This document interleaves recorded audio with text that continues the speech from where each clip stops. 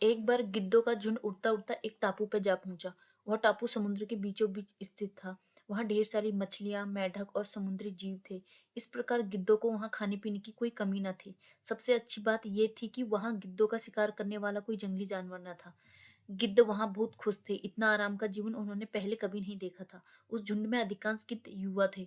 वे सोचने लगे कि अब जीवन भर इसी टापू पर रहना है। यहाँ से कहीं नहीं जाना है, क्योंकि इतना आरामदायक जीवन कहीं नहीं मिलेगा। लेकिन उन सबके बीच एक बूढ़ा गिद्ध भी था। वह जब युवा गिद्धों को देखता तो चिंता में पड़ जाता। वह सोचता कि यहाँ के आरामदायक जीवन का इन युवा गिद्धों पर क्या असर पड़ेगा। क्या ये वास्तविक जीवन का अर्थ समझ पाएंगे? यहाँ इनके सामने किसी प्रकार की चुनौती नहीं है। ऐसे में जब कभी मुसीबत इनके सामने आ गई तो ये कैसे उसका मुकाबला करेंगे? बहुत सोचने के बाद एक दिन बूढ़े गिद्ध ने सभी गिद्धों की सभा बुलाई। अपनी चिंता जताते हुए वह सबके सामने बोला, इस टापू में रहते हुए हमें बहुत दिन हो गए हैं। मेरे विचार से अब हमें वापस उसी जंगल में चला जाना चाहिए जहां से हम आए हैं। यहाँ हम बिना चुनौती का जीवन जी रहे हैं। ऐसे में हम कभी भी मुसीबत के लिए तैयार नहीं हो पाएंगे। युवा गिद्धों ने उनकी बात सुनकर भी अनसुनी कर दी। उन्हें लगा कि बढ़ती उम्र के असर से बूढ़ा गिद्ध सठिया गया है, इसलिए ऐसी बेकार की बातें कर रहा है। उन्होंने टापू की आराम की जिंदगी छोड़कर जाने से मना कर दिया।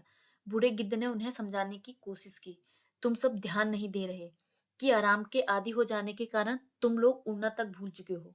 ऐसे में मुसीबत आई तो क्या करोगे? मेरी बात मानो, मेरे साथ चलो।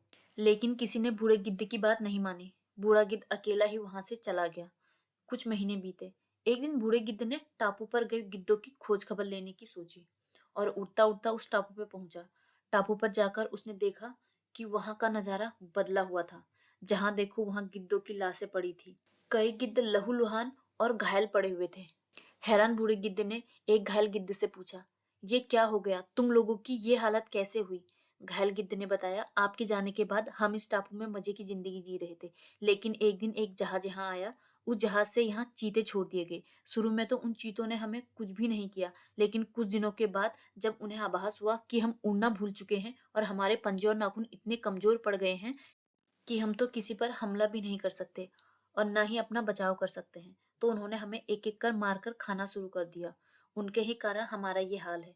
शायद आपकी बात ना मानने का यह फल हमें मिला है। अक्सर कंफर्ट जोन में जाने के बाद उससे बाहर आ पाना मुश्किल होता है। ऐसे में चुनौतियां आने पर उसका सामना कर पाना आसान नहीं होता। इसीलिए कभी भी कंफर्ट जोन में जाकर खुश ना हो जाएं।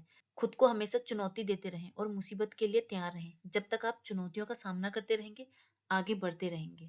दोस्तों, अगर आपको ये स्टोरी थोड़ी सी भी पसंद आई हो तो हमारे चैनल को लाइक करें, शेयर करें एंड सब्सक्राइब करें। और नीचे कमेंट में ज़रूर बताएं कि आपको ये स्टोरी कैसी लगी। और हाँ, सब्सक्राइब करना ना भूलिएगा। Thank you so much.